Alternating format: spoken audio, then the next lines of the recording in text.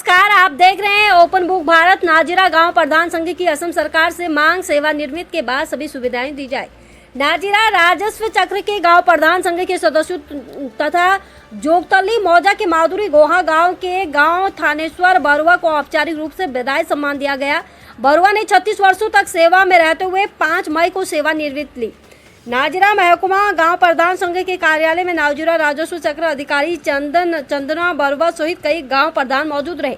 सेवानिवृत्त गांव प्रधान को सम्मान पूर्वक विदाई देने के लिए नाजिरा राजस्व चक्र अंतर्गत लगभग 74 गांव प्रधानों की आपसी सौहार्द के साथ अपनी मासिक पारितोषिक राशि में से 500 रुपये प्रत्येक का योगदान देकर थानेश्वर बरुआ को भेंट किया गया, क्योंकि गांव प्रधानों को सेवानिवृत्त के बाद किसी भी प्रकार का पेंशन या आर्थिक सहायता नहीं मिलती है। असम सरकार द्वारा गांव प्रधानों को सेवानिवृत्ति पर कोई आर्थिक सहायता न दिए जाने के कारण नाजिरा गांव राजस्व चक्र के गांव प्रधान संघ और गांव प्रधानों की इस उदारता की सराहना जनता कर रही है। इसके समांतर नाजिरा महकुमा गांव प्रधान संघ ने असम सरकार से मांग की है कि सेवानिवृत्त के बाद गांव प्रधान को सेवानिवृत्त भत्ता पेंशन प्रदान किया जाए, उनके लिए गृह ऋण या अन्य ऋण की व्यवस्था की जाए तथा गांव प्रधान की पारितोषिक में वृद्धि की जाए। गांव प्रधानों ने संवाददाताओं को बताया कि कार्यालय के दौरान मिलने वाला पारितोषिक सेवानिवृत्त के बाद परिवार का भरण पोषण करने के लिए पर्याप्त नहीं है।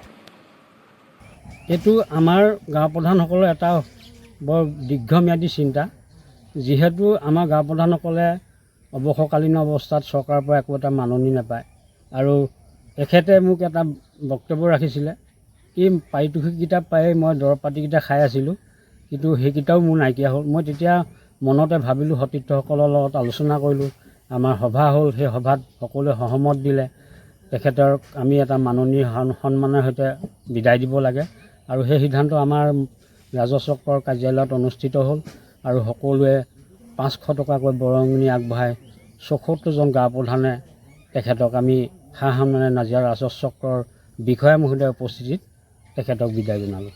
মুখ্যমন্ত্ৰী মহোদয় তেখেত যথেষ্ট মানে কৰ্মদক্ষ মুখ্যমন্ত্ৰী আৰু বিত্তীয় মন্ত্ৰী আৰু শ্ৰদ্ধাৰ ৰাজহ গাঁও প্ৰধান ৰাজহ মন্ত্ৰী মহোদয়লৈ মই অনুৰোধ জনাওঁ, যিহেতু আমি সকলো গাঁও প্ৰধানেই এজন এখন পৰিয়াল চলাই আছোঁ আৰু এই পৰিয়াল চলাবলৈ আমাৰ যথেষ্ট অৰ্থনৈতিক প্ৰয়োজন হয় আৰু এজন 1 লাখ টকীয়া দৰমহা পোৱা মানুহজনে যি সমাহাৰত বস্তু কিনি খাইছে, আমি 14,000 পাৰিতোষিক পায়ো সেই সমাহাৰতে দৰৱ হওক, শাক পাচলি হওক, যিকোনো বস্তু আমি কিনি খাইছোঁ।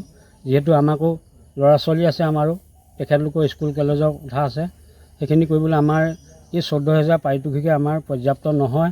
সেয়েহে মুখ্যমন্ত্ৰী মহোদয়ক অনুৰোধ জনাইছোঁ, অনাগত দিনত আপোনাৰ বলিষ্ঠ নেতৃত্বত সদৌ অসম গাঁও প্ৰধানসকলৰ প্ৰতি সহানুভূতি দেখুৱাই আমাৰ পাৰিতোষিক বৃদ্ধি কৰাৰ লগতে ভৱিষ্যত নিধিটো এটা সন্মানজনক স্থিতিৰে আগবঢ়াব বুলি ভাবিছোঁ।